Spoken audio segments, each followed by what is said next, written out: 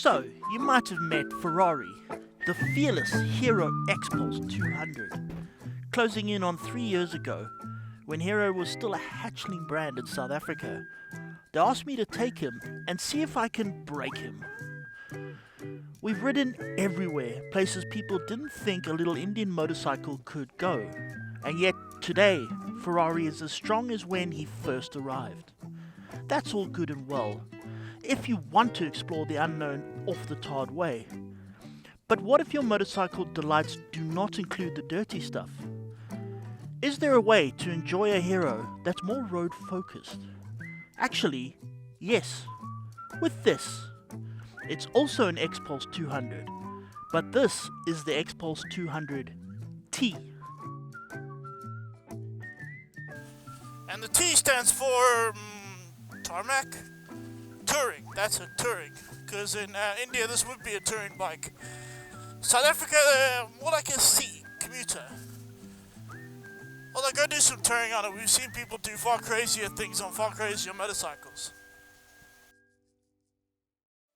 In lieu of the lack of off-road requirements, the large dirt spoked wheels have been removed, and instead we have 17-inch mag wheels. The suspension is a little more down to earth, and the exhaust is more low slung. And of course, it has more place for styling. The Italians put in charge of the styling, therefore had more room to spruce it up a bit. Personally, I like it. I feel funky. Now I realise I'm probably not the best arbiter of funkiness, and there are probably perhaps people more experienced and whose opinions on such funkiness you might trust more, but right now I feel funky, and it's kind of important the way I feel. I'm the one riding the bike after all. I hope you feel funky too. Then we have the motor, a 199.6cc single with 2 valves that's oil cooled. Now while the finances and manufacturing take place in India, the research and development happens at Hero's facility in Germany, the same place where they built Ross Branch's Dakar bike. And you can tell. So basically this is the same motor that I have in Ferrari. So you get one earlier model which was just air cooled. This is the oil cooled one. It's got a little radiator down the side over here. Then you get the 4 valves. This is a 2 valve oil cooled. And it, like Ferrari, it is so smooth. You just can't believe how smooth they made a single cylinder motor. I mean, here I am, I'm at 3rd gear, 2,500 RPM. And now, not long ago, the whole bike would be shuddering. A lot of single cylinders would still be shuddering. Modern day single cylinders would still be shuddering and shaking at this sort of speed, this sort of RPM, but not this one. Smooth as ice. I can feel nothing through the bars. This 2 valve oil cooled smoothness puts out 18 horsepower and 16 newton meters of torque, which is not bad. I wouldn't call this motorcycle fast. I mean, it isn't. You get faster. Similar to Ferrari, it hits the governor in top gear, 5th gear, 5-speed gearbox. At 124 kilometers per hour with a little bit more of a downer, you can get 126. A lightweight person will cruise between 110 and 120 on this bike quite easily. But again, it's got enough oomph to get away from the lights ahead of all the traffic. It's got enough everything really. It's smooth, it's easy, simple to ride, so basic, torque for days. It's brilliant in that way. Also, the standard exhaust is very quiet, which is a problem if you want a loud exhaust, but where we are now, at this sort of very relaxed location with relaxed people in their relaxed houses, I don't know, I'd feel a little odd if I had a really loud, banging exhaust. Right now, I'm kind of glad I've got this one. I regret it on other occasions, but right now, I'm glad I've got this one. The frame is tubular diamond steel, designed to be strong enough to handle the rough Indian roads. And the suspension, well, that's pretty much the same. Now this road is bumpy. I mean, I don't know if you can see from some of the shots. It is a bumpy road, and yet I'm fine. I can hardly feel it.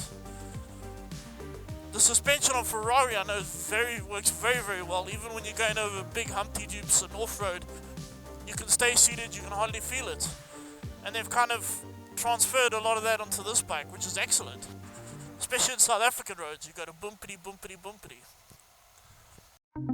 The tank capacity is 13 litres, which is not a big amount. But then again, this is a frugal motorcycle. Depending on whether you ride like me or like a sensible person, you will get between 300 and 400 kilometers out of those 13 litres. It's also a small motorcycle weighing just 154 kilograms with all fuel and oil on board. So this bike feels like nothing. Honestly, it is so small, it's tiny, it feels like I'm on a little pocket rocket. I mean, weirdly, I'm not cramped. So my legs could maybe, tall people might want a bit more room, like I got short legs. But otherwise, I mean, the seating position's good. The seat is the same as on the other XPulses. It's more than comfortable enough. It's more comfortable than most seats you get these days. And the suspension works. Not to mention, I mean, when you turn into corners, it's a whole lot of absolute nothingness. Just tip it in and it goes. Like nothing. Like absolutely nothing. It's good fun. It's really good fun. It just feels like this is a motorcycle that will never overcome you, if you know what I mean. You're always in charge. You're always the one on top. It's a huge amount of confidence with this thing. It's also not a complicated motorcycle, with not much in the way of sophistication. At least not outwardly. It does have fuel injection that's Euro 5 compliant, and at 45,999 Rand, it's good for what it has. It's got no electronic gadgets apart from navigation, which is kind of interesting. It's also got ABS on the front, which works very well. I know from the off-road bike, works extremely well, so I'm very happy it's got that. Apart from that, I mean, it's got this dash, which is quite nice, and that's pretty much it. Also, South Africans have a tendency to distrust anything new. That's fair. We've had a lot of fly-by-night brands swooping through our country, and a bike called Hero that costs just 45,999 Rand might set off alarm bells. Except that Hero isn't like that. This feels like a quality motorcycle, because it is. I mean, I've done enough with Ferrari to know that these bikes do not break. They do not fall apart. The Indian market will not accept motorcycles that fall apart. They just won't. They need to be well priced. They need to be very economical. They need to be easy to ride, and they mustn't fall apart. Someone in India wants one of these. He wants to own it for 10 years minimum. And yeah, that's what Heroes had to do. And that's why they're so successful. That's why they sell more than anybody else. They're good at that. So, after all that, is the T version of the XPulse a decent bike for South African streets?